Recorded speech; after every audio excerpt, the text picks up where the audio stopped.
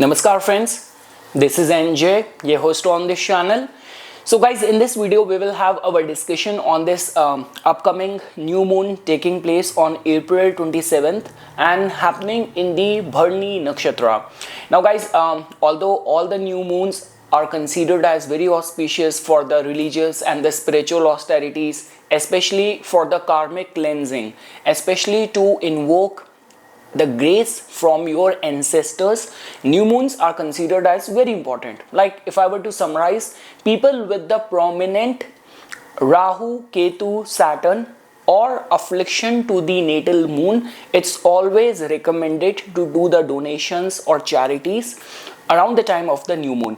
Now guys, just because there are like certain ways why which this new moon is becoming very important. First of all guys, if you remember, at the time when I made this video, that because of the 6 planetary conjunction and the way things are happening right now, like if you will see, Mars is in a water sign, like so many planets are there in the Pisces sign as well. So it was already predicted as per the astrological calculation that there could be some water related tragedy which can happen. And see guys, like why to go very far? In our daily life, in the current affairs, you will always see the prominence or say of the planets, like this recent escalation happening between India and Pakistan. And if you feel that okay, this is not a problem for the world, guys, both of these two countries are the nuclear power countries. That means it could be a concern. But when this terrorist attack happened on India, how is India retaliating? Through threatening to block the water Indus river, all of that which is happening right now, you would have heard that. And who would have imagined this thing, that water could be used as a weapon in a war? And again guys, in this year from July 13th, once Saturn will turn retrograde, all of that possibility is going to be very strong. Guys, whenever we talk about in any of these kind of discussion on the new moon and the eclipse and all, so never be in this mindset that it is only going to be prevalent around the time of that yoga. It's just like that the seeds have already been sown. If you remember that when this Myanmar earthquake happened, it happened around the time of the March 29th only, right? The way it was predicted. So that's what I'm trying to tell you. See, my objective is not to scare you guys, nor do I claim that I am a psychic, I have the cleverance powers. It's all based on the calculation. If you have ever taken any astrological consultation from me, from my website, the services which I provide, so majority of my consultation, like rather all of my consultation is like, I will show you that okay, this is what your planetary placement is and this is what it means. Nothing is like vague. So that could be attached with the way the whole political situation and the geopolitical development is taking place. Now coming to this new moon. So guys, Bharni is a very powerful energy. Like many times people undermine the tantric or the spiritual potential of the Bharni. Because see guys, even in India, where there have been so many of the Shakti Peeth, so many of the temples and shrines which are attached to different gods and the devatas. But when it comes down to the most prominent, like the peak of the power of spirituality, of tantric powers, it is one of the shrine in India in the northeastern region, which is the shrine of the goddess Kamakhya. And over there, it's the reproductive organ of the goddess only which gets worshipped, which is considered as so powerful. And guys, that is the only reason I say that males cannot compete with females, because it's the female only which has the potential and power to give birth to a new life. So I mean to say, look at it in this way, that the symbol which is connected with the Bharni Nakshatra, where this new moon energy is taking place, it is connected with the reproductive female organ, the symbol connected with the Bharni Nakshatra. And that's the only area which somehow through which the birth of the life takes place. Or you can also look at it in this way, that the soul or the spiritual world and the material world is connected, and Bharni Nakshatra is the doorway or the gate for that. So that is the only reason for any of the spiritual, religious austerities and all. Bharni has got very, very strong potential. Like when it comes down to when people talk about the tantric powers and the interest in tantra, people talk about that, okay, it's the 8th house which can actually make you very successful, like tantric, sorcerer, magician, and spiritual powers and all. People talk about 12th house, people talk about the Ketu nakshatra, but I would still say that it's one of the Venus's nakshatra, and Bharni has got very, very strong potential. So guys, new moon in any case is considered as very good for the introspection, for charity, donation, invoking and seeking the blessing from your ancestors. So if I were to suggest you something, so like lighting a lamp or a diya filled with the sesame oil, like if you are living in India, you can lit that diya under the peepal tree, invoking and asking the blessings from your ancestors. Any of the charity, any of the donation, meditation, fasting shall be considered. It's just like that people who are like prominently ruled by the Bharni nakshatra, like for example, if your sun is in the Bharni nakshatra, your moon is in the Bharni nakshatra, so sun, moon, ascendant in the Bharni, or you are running a dasha of a planet which is placed in the Bharni nakshatra. So just be very mindful that there might be some major mood shift, or you might feel yourself blocked if you are in a creative profession. Even in the matters of the relationship, there could be the sudden beginnings, there could be some sudden termination or the breakup. So be very mindful of all of that. Now guys, after like discussing about that, we will briefly look at that how it is going to be impacting all the rising signs or the moon sign based on whatsoever is working more strongly in your chart. You can give attention to that. So for the Aries natives, guys, it is going to be influencing the matters of your first house. And again guys, I forgot to mention this thing, that the way now whole planetary shift is taking place, because Rahu's entry in the Aquarius and Ketu's entry in the Leo for everyone is going to be a, like the way we say, karmic retribution, soul awakening. Saturn is also there in the Pisces, so it is actually creating very strong spiritual potential, karmic cleansing, purification for everyone. So my recommendation is that if the way the whole cosmos is aligned, matching with that, if you are like very spiritually oriented, very religious, very disciplined in your meditation and all the spiritual discipline and austerities, cosmos will grant you the best support. So guys, for the Aries natives, so guys, in your case, it is taking place in your first house. So some sort of new beginnings in the matters of the relationship, which is going to have a lasting impact in your life. For the Taurus natives, so guys, in your case, it is going to be happening in your 12th house. So my recommendation to the Taurus natives, especially guys, for charity, for meditation, for all that ritual which I mentioned, lighting a sesame oil lamp under a peepal tree if you are living in India, and asking for the blessing from your ancestors. And again, for people who are like very much into spell and all, so this could be a very strong regenerative power for the Taurus natives. Now for the Gemini natives, so guys, it is going to be taking place in your 11th house. So guys, sun and moon are your like second and the third lord, and Venus is your like fifth lord and all. So again guys, all what I can say is that you can actually experience some major shift in the matters of the relationship. Overall, it's a good energy for you. Like whatever is going to be taking place, it is somehow is going to be aligned with your life purpose.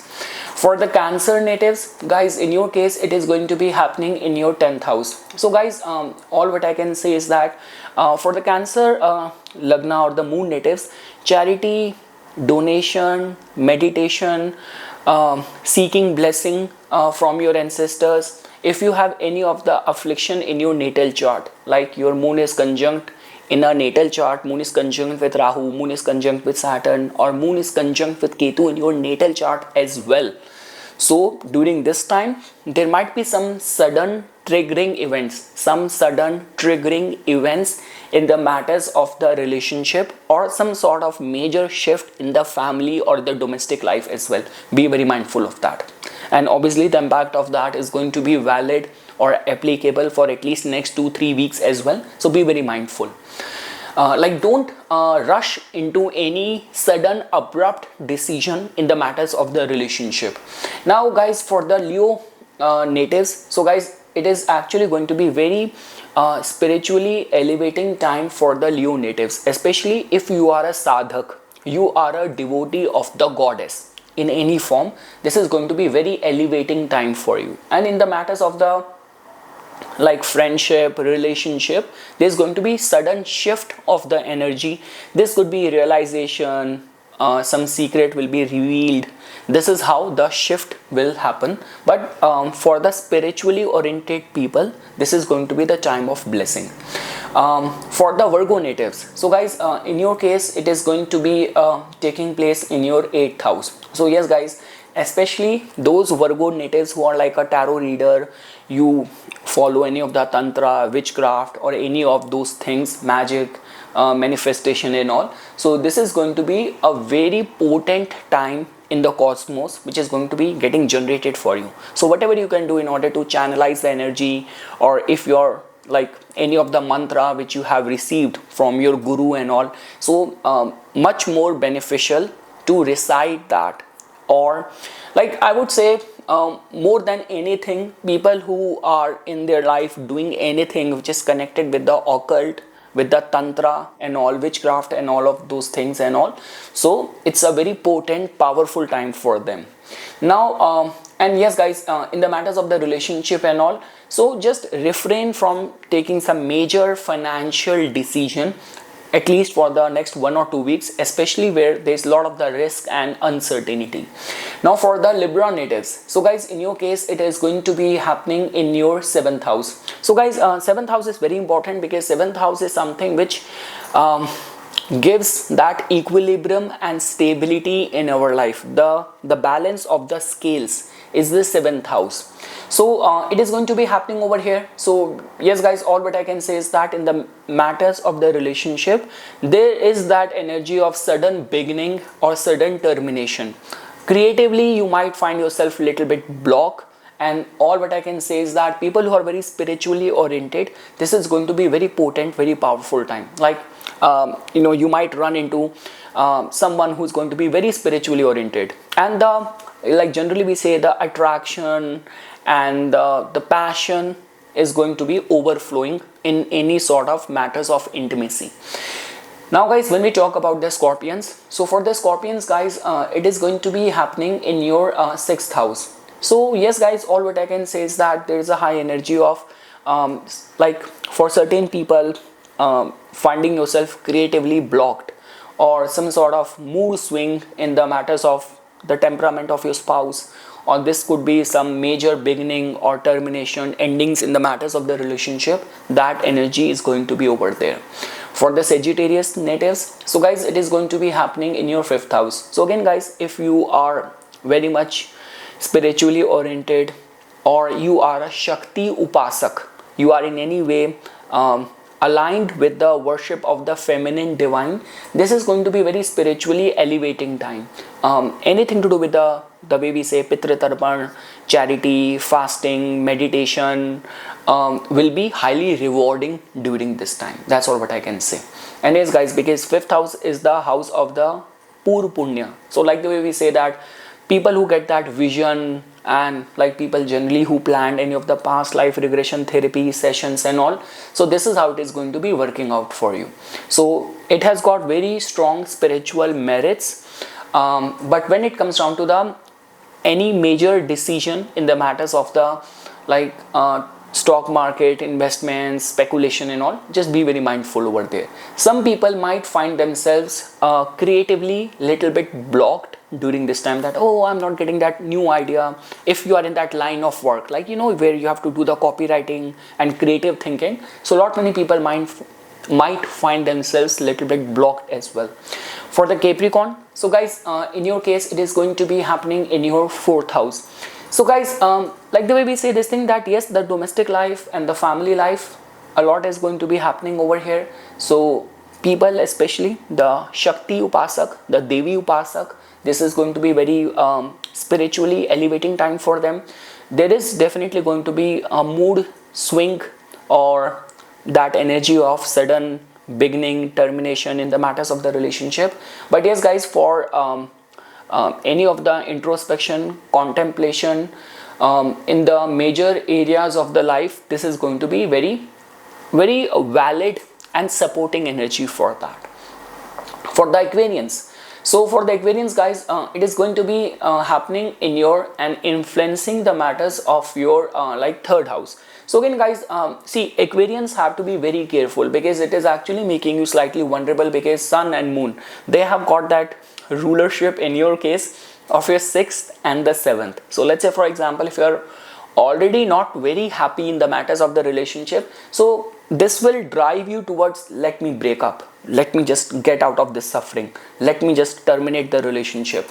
So yes guys, mood swing and finding yourself creatively blocked and major shift in the matters of the relationship is on the cards for the Aquarians for the next couple of weeks. Again guys, it can work out in so many ways. This could be suddenly getting into relationship as well. So yes, but again guys, in your case, Venus has got a rulership over the 9th house as well. So especially contemplating, meditating on the feminine divine, on the goddess, is the right way of utilizing this energy. And for the Pisces natives, so guys, it is going to be happening in the matters of your, like, influencing the matters of your 2nd house. So yes guys, all what I can say is that yes, there is going to be some major shift which will happen, and it will give you clarity and the revelation, like in the matters of the finances. Like, just don't mull over too much on the any of the past betrayals or mistreatment given to you by your family, or oh my god, my finances are very weak and all. So it can just sink you too deep into it. And again guys, 2nd house is also the house of our, like, our kutumb, our family, our ancestral values and all. So if you're living in India, lighting a diya with sesame oil or a lamp and all for invoking and seeking blessings of your ancestors and all, the Pitra Kripa, blessing and the grace shall be considered. And yes guys, in your case as well, all what I can say is that yeah, there will be some in your plans, there will be some twists and turns which you can experience in the next couple of weeks. So like, you were planning to do things this way, everything was going in one direction, and suddenly you have to turn around with your plans and with your roadmap. That's all possibility can be attached with this new moon energy influencing the matters of your 2nd house. So yes guys, this is something which I wanted to say as a part of my inputs. For further more updates and notification on the divine science of Vedic astrology, please subscribe to my YouTube channel and follow me on my Instagram account. Dhanyavad.